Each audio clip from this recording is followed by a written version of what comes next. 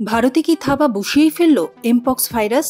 সম্প্রতি এমপক্সের উপসর্গ থাকা এক যুবককে চিহ্নিত করা হয়েছে বলে জানিয়েছে কেন্দ্রীয় স্বাস্থ্য মন্ত্রক। ভাইরাসের একটি কেস সামনে এসেছে। এটি একটি বিচ্ছিন্ন ঘটনা। এর আগে 2022 সালের জুলাইয়ে ভারতে রিপোর্ট হওয়া 30টি কেসের মতোই এটি একটি। এদিকে এমপক্সকে ইতিমধ্যেই বিশ্বে জনস্বাস্থ্যে জরুরি অবস্থা ঘোষণা করে দিয়েছে হু।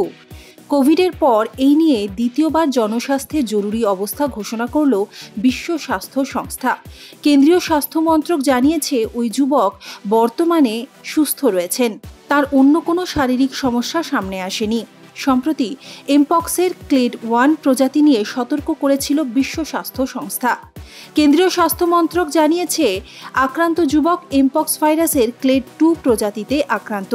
এই প্রজাতির হদিশ আগেও পাওয়া গিয়েছে ভারতে। এদিকে বর্তমান পরিস্থিতির নিরিখে সোমবারই কেন্দ্রীয় স্বাস্থ্য মন্ত্রক একটি নির্দেশিকা দিয়ে রাজ্যগুলিকে এমপক্স নিয়ে সতর্ক করেছে। পরিস্থিতির উপর নজর রাখতে বলা হয়েছে। এর পাশাপাশি কেউ সংক্রমিত হয়েছেন বলে সন্দেহ হলে তাকে নিভৃত বাসে রাখার ব্যবস্থাও করতে বলা হয়েছে। হাসপাতালে বিশেষ ব্যবস্থা রাখার নির্দেশও দেওয়া হয়েছে এক্ষেত্রে। এমপক্সের লক্ষণগুলি কি কি? এমপক্সে আক্রান্ত ব্যক্তিদের শরীরে ফুসকুড়ি তৈরি হয়, যা হাত, পা, বুকে, মুখে বা যৌনাঙ্গের চারপাশে দেখা যেতে পারে। এগুলিতে কুঁজ জমতে পারে। এছাড়া জ্বর, মাথা ব্যথা এবং পেশিতে ব্যথাও হতে পারে। অন্যান্য আরও খবরের জন্য দেখতে থাকুন ইন্ডিয়া নিউজ বাংলা।